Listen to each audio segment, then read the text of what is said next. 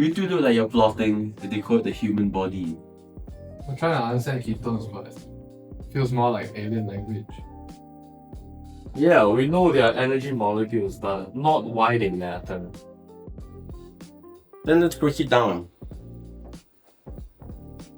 Ketones like acetoacetane, beta hydroxybutyrate, and acetone are fuels your liver makes when glucose is low.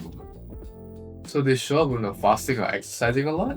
And they basically act as backup batteries for organs, right? Exactly, the body's alternative power system.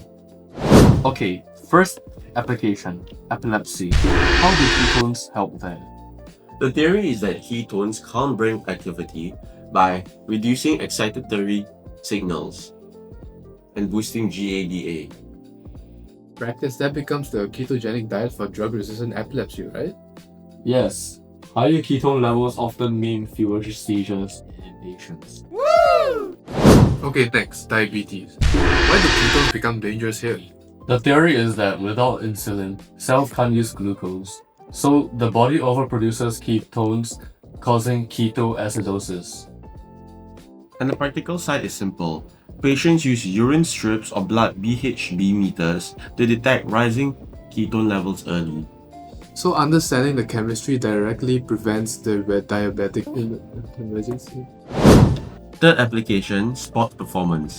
Here, the theory is that ketone produce more ATP per oxygen and reduce lactate buildup. Which means muscles get more efficient with less fatigue. Exactly. And athletes use ketone ester drinks as a practical way to boost endurance and mental focus.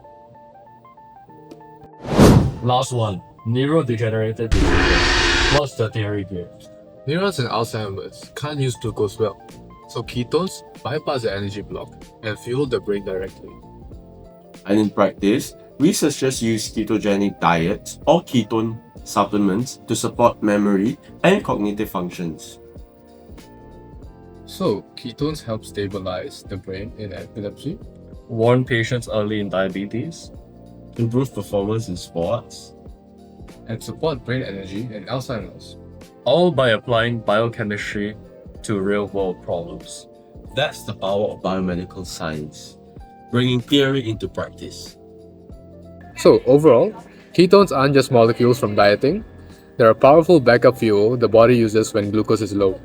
Understanding how ketones work lets us apply them in real biomedical situations, like reducing seizures, preventing diabetic ketoacidosis, boosting athletic performance, and supporting the brain in neurodegenerative diseases.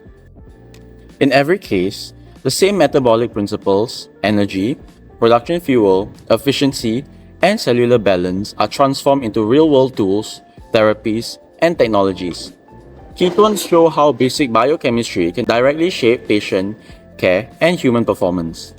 That's how ketones connect theory to practice. Wait. Before we end, the teacher asked us to talk about the general properties of ketones and what happens when the carbon chain gets longer. Oh yeah, chemistry mode activate. Good catch. Let's start simple. So in general, ketones contain a carbonyl group, which is a carbon double bonded to oxygen, located within every carbon chain. The carbonyl group makes ketones polar, right? Yes, it allows ketones to interact with water through dipole-dipole forces, even though they can't hydrogen bond with each other. Exactly. Because of this polarity, small ketones are usually soluble in water and have relatively high boiling points compared to non-polar compounds of similar sizes. That's why ketones are commonly used as solvents, like acetones in labs and hospitals. So what changes as the carbon chain gets longer? As the carbon chain increases, the molecule becomes more non-polar overall. Meaning water solubility decreases? Exactly. Short-chain ketones mix well with water, but long-chain ketones are less soluble and are more lipid-like. At the same time, boiling point increases with chain length because larger molecules have stronger intermolecular forces. So, how does this connect to biomedicine? That is a great question. Short ketones like acetone and beta hydroxybutyrate are small and water soluble, which allows them to circulate easily in the blood and cross membranes, including the blood-brain barrier. Does that explain why ketone bodies are effective energy carriers for the brain? And longer chain ketones?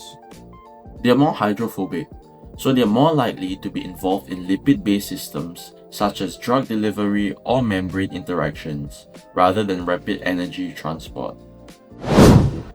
So, to summarize, ketones are polar due to the carbonyl group. Shorter chains are more water soluble and biologically mobile. And longer chains become less soluble, higher boiling, and more lipid-like, affecting how they function in a biomedical system.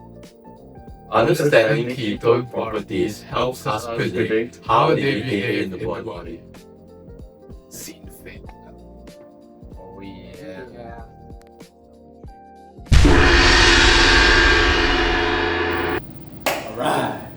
Alright.